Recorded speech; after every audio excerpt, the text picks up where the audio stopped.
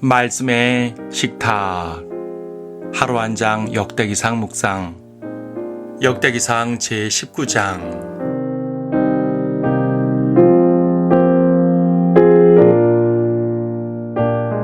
19장 13절을 보겠습니다. 너는 담대하라. 우리는 우리 백성과 우리 하나님의 성읍들을 위하여 용맹스럽게 행동하자. 주께서 보시기에 선하신 대로 행하시기를 원하노라. 다윗의 전쟁은 계속됩니다. 이번 장에서는 암몬과 싸우는데 여기서는 암몬이 먼저 시비를 걸고 싸움을 걸어왔습니다. 다윗이 정복왕이라고는 하나 그렇다고 항상 이방 민족과 사이가 나쁜 것만은 아니었습니다. 암몬의 경우 과거 다윗은 암몬왕 나하스에게 호의를 얻은 적이 있었습니다. 그래서 나하스가 죽자 그의 아들 한운에게 조문객을 보냅니다. 이것은 우호의 관계를 나타내는 것이었습니다. 하지만 암몬의 고관들은 의심을 하였고 한운은 고관들의 말만 듣고 다윗의 사자들에게 수치를 주어 돌려보냅니다. 하지만 다윗은 곧바로 복수를 하지 않았습니다. 오히려 다급해진 쪽은 암몬이었습니다. 그들은 이 일로 다윗의 분노를 샀음을 깨닫습니다. 그렇다면 사죄를 하고 그에 따른 공물을 바쳐야 할 텐데 그들은 그렇게 하지 않고 오히려 전쟁을 준비합니다.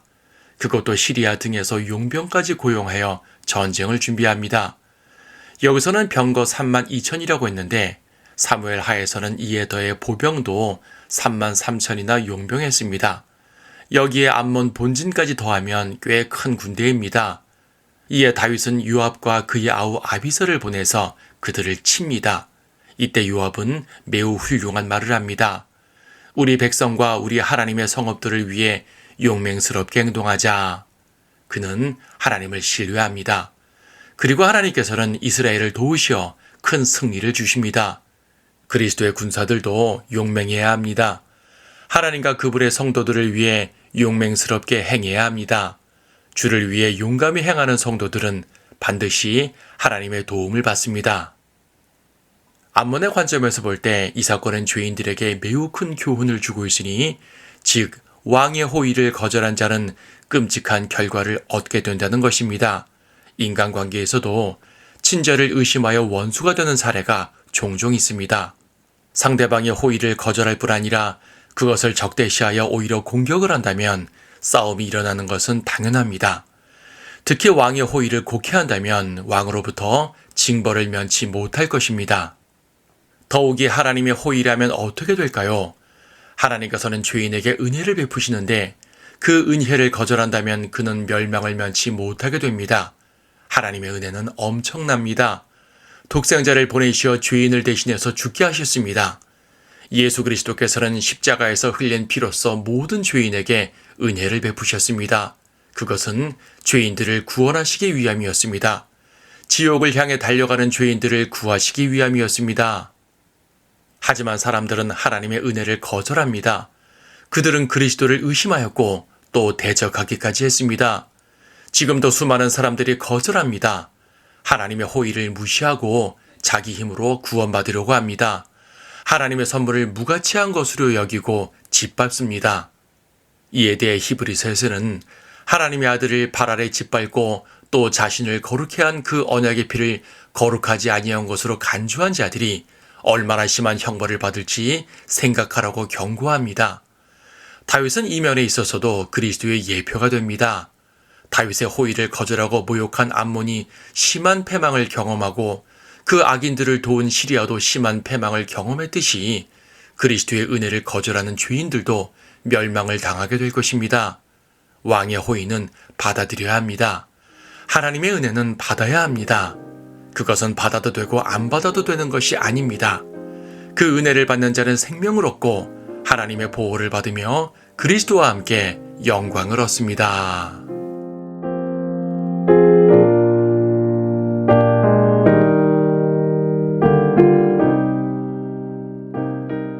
역대기상 19장. 이 일 후에 암몬 자손의 왕 나하스가 죽고 그의 아들이 그를 대신하여 왕이 되니라. 다윗이 말하기를 내가 나하스의 아들 한운에게 친절을 베풀리라. 이는 그 아버지가 내게 친절을 베풀었음이라 하고 그의 아버지에 관하여 그를 위로하려고 사자들을 보냈더라. 그리하여 다윗의 신하들이 암몬 자손의 땅에 이르러 한운에게 가서 그를 위로하였더라. 그러나 암몬 자손의 고관들이 한운에게 말하기를 왕은 다윗이 왕의 아버지를 공경해서 왕께 위문자들을 보낸 줄로 여기시나이까. 그의 신하들이 땅을 탐색하고 전복시키고 염탐하려고 왕께 온 것이 아니니까 하자. 한운이 다윗의 신하들을 잡아다가 수염을 밀고 그들의 옷을 볼기 가까운 중간까지 잘라 내쫓았더라. 그때 누군가가 가서 다윗에게 그 사람들이 당한 일을 고하니라.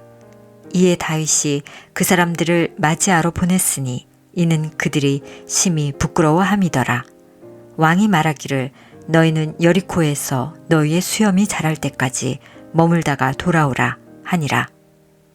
암몬 자손은 자기들이 다윗에게 미워함이 된 줄 알고 한운과 암몬 자손이 은 1천 달란트를 보내어 메소포타미아와 시리아 마아카와 소바에서 병거와 기병을 용병하였더라.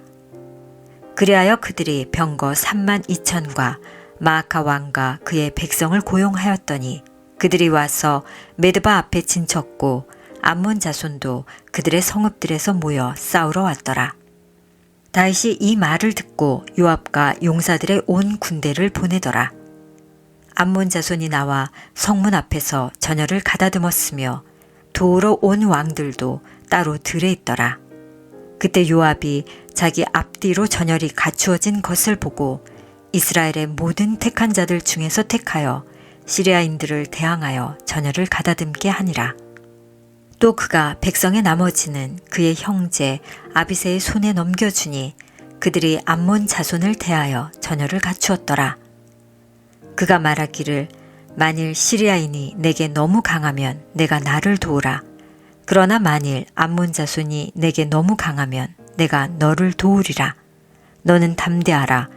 우리는 우리 백성과 우리 하나님의 성읍들을 위하여 용맹스럽게 행동하자. 주께서 보시기에 선하신 대로 행하시기를 원하노라 하더라. 그리하여 요압과 그와 함께한 백성이 싸우려고 시리아인들 앞으로 다가가니 그들이 그의 앞에서 도망하더라. 암몬 자손은 시리아인들이 도망하는 것을 보고 그들도 요압의 형제 아비새 앞에서 도망하여 성읍으로 들어가더라. 그러자 요압이 예루살렘으로 돌아오니라. 시리아인들은 자기들이 이스라엘 앞에서 패하였음을 알고 사자들을 보내어 강 건너에 있는 시리아인들을 불러내니 하달레셀의 군대대장 소팍이 그들 앞에 나오니라. 다윗이 이를 듣고 온 이스라엘을 모아 요단을 건너 시리아인들에게 이르러 그들을 대항하여 전열을 갖추었더라. 그리하여 다윗이 시리아인들을 대항하여 전열을 갖추자 그들이 다윗과 싸웠으나 시리아인들이 이스라엘 앞에서 도망하니라. 다윗이 시리아인들을 사륙하였으니 병거에서 싸운 7천 명과 보병 4만이며 군대대장 소팍도 죽였더라. 하달 에셀의 신하들은 자기들이 이스라엘 앞에 패하였음을 보자 다윗과 더불어 화친을 맺고 그의 종이 되니라. 그 후로는 시리아인들이 암몬 자손을 다시는 도우려 하지 아니하였더라.